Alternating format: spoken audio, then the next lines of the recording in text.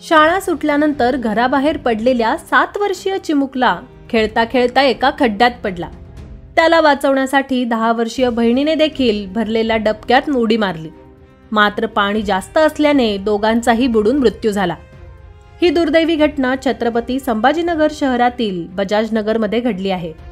समर्थ राहुल देशमुख वय वर्ष 8 आणि चैताली राहुल देशमुख वय वर्ष 10 असं मृत्युमुखी पडलेल्या चिमुकल्या बहीण भावांची नावे आहेत। या घटनेनं देशमुख कुटुंबियांवर दुःखाचा डोंगर कोसळला असून परिसरातून हळहळ व्यक्त होत आहे। मिळालेल्या माहितीनुसार राहुल देशमुख पत्नी आणि 2 चिमुकल्यांसह वाळूज महानगरातल्या बजाजनगरमधील इंद्रप्रस्थ कॉलनीमध्ये भाड्याने राहतात। त्यांना चैताली आणि समर्थ 2 मुले आहेत। चैताली 4थीत तर समर्थ 2ऱ्या इयत्तेत शिकत होता। गुरुवारी दुपारी 3 वाजण्याच्या सुमारास दोन्ही चिमुकले शाळा सुटल्यानंतर खेळण्यासाठी MIDCच्या मोकळ्या भूखंडावर गेले होते।